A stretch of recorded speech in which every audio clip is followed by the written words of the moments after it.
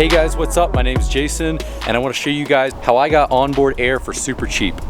I used a Smittybilt and I popped it on with a C4 tray, and I want to show you how easy this is. So I've seen a few things about this on forums, but I hadn't seen any videos, and I want to show you guys how I did it and how easy this mod is. You can use the Smittybilt like I have, or you can use really like a Viair or anything that is going to fit on the tray. So let's go ahead and show you how it's done.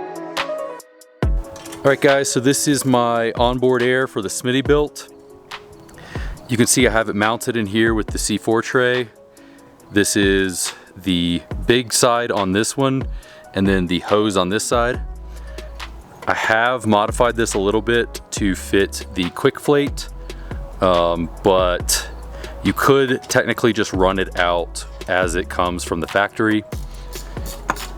Right now, it's just connected with this and I pull this out, but you can eventually run it through here like I want to, and then just have it poking out of here. So one thing you want to make sure with these is that while I did leave these up because I might put on a dual battery in the future, you can cut these down, but make sure down here they are above the little base, which I'll put a clip right here, so that they don't hit down here in the bottom.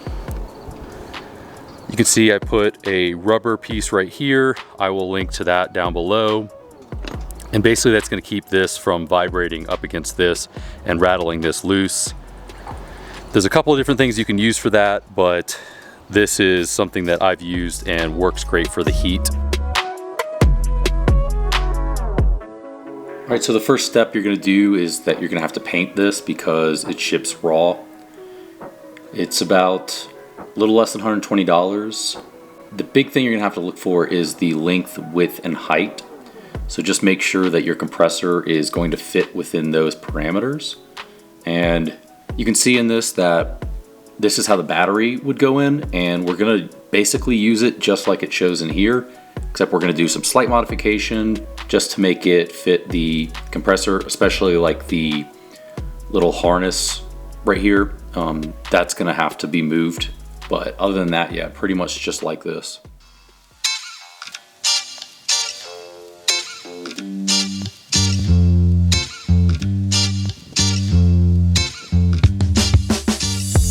All right, so you can see here on Amazon, this is the Smittybilt 2781. It comes with this right here, which is not really ideal. You can use it, but I would switch that out. I'll show you how to do that at the end of the video, but it comes with everything that you see here. Yeah, make sure you get the 2781 if this is what you're trying to follow. It fits these parameters right here, so hopefully if you can see that yours fits within that as well, then you should be good. And yeah, like I said, 20 pounds, so definitely lighter than a battery. There are 5 holes, these 2 right here. You've got one down here that's going to connect to another part, and then these 2 which will touch the base of the truck. So this right here is going to go across these 2 right here, and that's going to be what holds it down. Normally this would hold a battery, but this is actually even lighter than a battery, and I have no problems with this being the mechanism that holds it down. You can drill these down here into this if you feel like that's a good option, but I think for us this across here is perfectly fine. Put a little piece of rubber here. You got rubber in between this and there, and that way it should help with the vibrations and not knock it loose. So basically you have to detach this here from this right here so that you can get it onto the tray.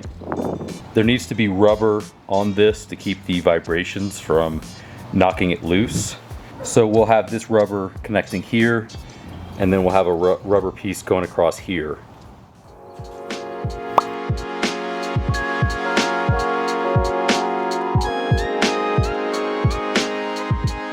All right, so these were on the base of this, but we're going to be relocating these onto the legs right there like that, so it will sit in there nice and flush. All right, so we're going to start off by putting this across and put down a washer. Make sure these rubber parts are fitting on there pretty nice. tighten these down up top. You can have 2 on the top and then 4 on the bottom. We went ahead and added this for a little extra vibration proof. So we're just test fitting this, so we decided we're going to go ahead and cut it, so we'll loosen these up and cut the top part and fit everything down again.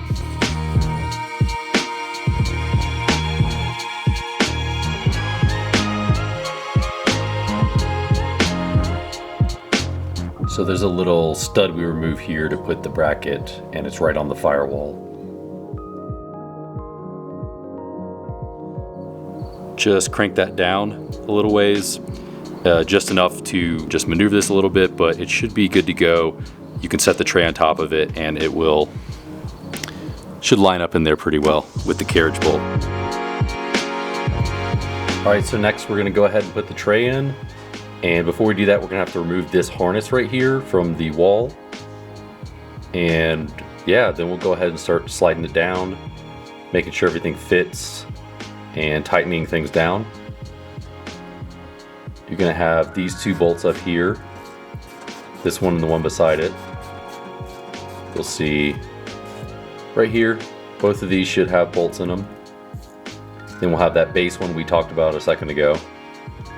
That one right there. We'll have this one right here. These 2 up here. This one which will go into the base, and this last one right here. Hey guys, just wanted to make note that if you see this harness above the tray, that's not how it's supposed to be. It should be underneath the tray, tucked behind there, and twist tied. During the scene, we were just test fitting everything and just didn't want you guys to get confused.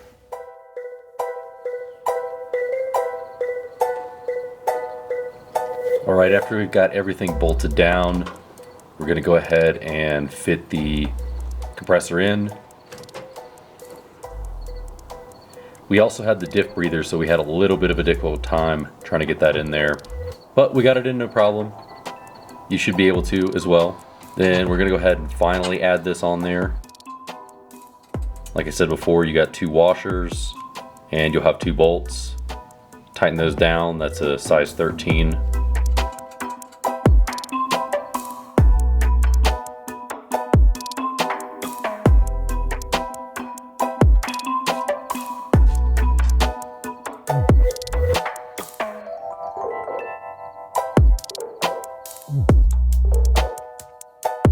This next part is just us putting in the diff breather. If you don't have one of those, don't worry about this part.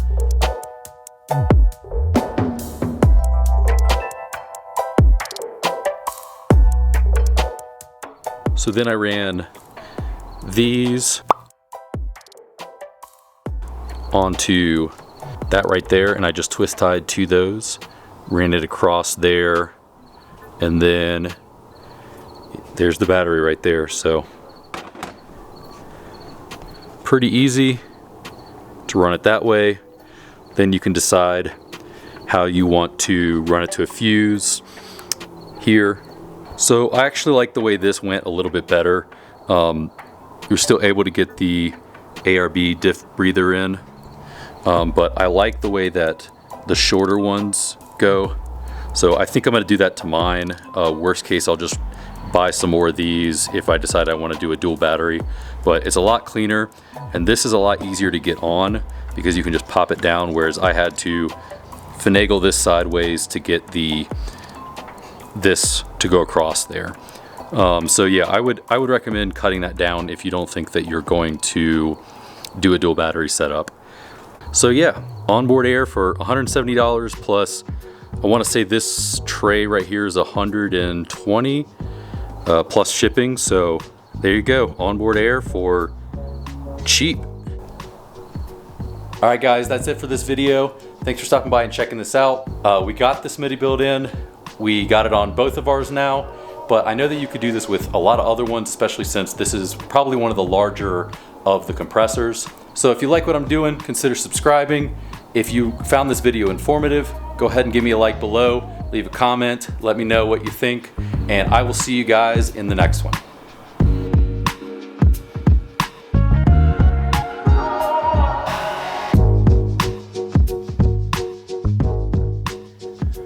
All right, so you can see here on the Amazon, you'll scroll down and you can even see that a lot of people are talking about this coupler right here. And I did this same mod. So what you're gonna use is, the first thing you're gonna grab is this right here. This is gonna be the part that goes into the hose after you cut it. This part right here goes into the hose, and then you'll be able to attach to this with this here. I will link these below, but it's actually pretty easy once you get it going. And the last thing you'll grab is these little hose clamps right here.